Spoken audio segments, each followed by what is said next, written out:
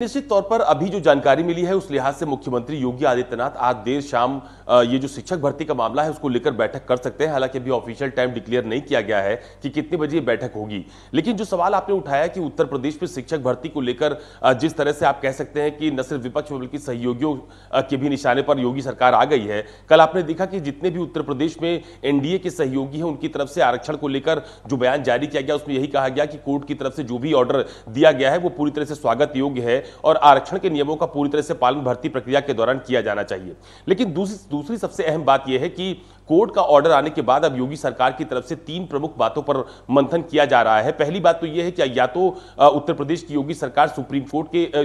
High court के order के खिलाफ उच्च न्यायालय में अपील करे, या दूसरी बात यह है कि कोर्ट का ऑर्डर पूरी तरह से माने और नई मेरिट लिस्ट जारी करे, या तीसरे विकल्प इस पर भी बात की जा रही है कि जितने भी याचिका करता है उनसे बुलाकर शिक्षा विभाग के अधिकारी बातचीत करें और उसके बाद बीच का कोई रास्ता निकालें। ये तीन विकल्प हैं फिलहाल सरकार के पास जिस पर अलग अलग बिंदुओं पर विचार किया जा रहा है। हालांकि जिस दिन से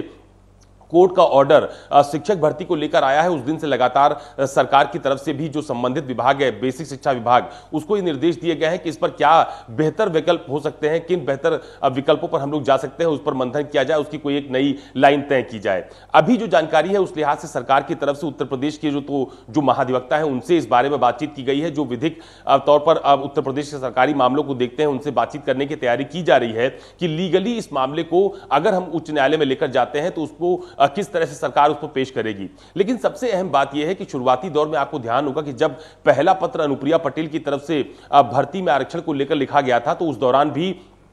सरकार की तरफ से यह खंडन जारी किया गया था कि जितनी भी भर्तियां उत्तर प्रदेश में योगी सरकार के दौरान हुई है उसमें आरक्षण के नियमों का पूरी तरह से पालन किया गया है, इसलिए आरक्षण में कहीं भी भेदभाव नहीं किया गया है। लेकिन अब इसको थोड़ा इसके राजनीतिक पहलू को समझने की जरूरत है कि शिक्षक भर्ती की इस पूरे मामले को लेकर जब कोर्ट का एक निर्णय आता है तो उसको लेकर चाहे वो कांग्रेस पार्टी हो, समाजवादी पार्टी हो,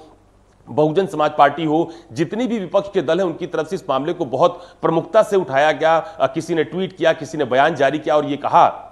और ये साबित करने की कोशिश की गई कि उत्तर प्रदेश में जितनी भी भर्ती प्रक्रिया हो रही है वहां पर आरक्षण को दरकिनार रखा जा रहा है, उसके मानकों का पूरी तरह से पालन नहीं किया जा रहा है। ये नैरेटिव सेट करने की कोशिश विपक्षी दलों की तरफ से देखी गई है। लेकिन बीजेपी सरकार की तरफ से भी लगातार ये कहा जा रहा है कि जितनी भी भर्तियां अभी तक उत्तर प्रदेश में हुई हैं बीजेपी की सरकार बनने के बाद उसमें आरक्षण नियमों की अनदेखी नहीं की गई है और अब इस पूरे मामले को लेकर हो सकता है कि सरकार आज देर शाम अपने अधिकारियों के साथ बैठक करे। उत्तर प्रदेश के मुख्यमंत्री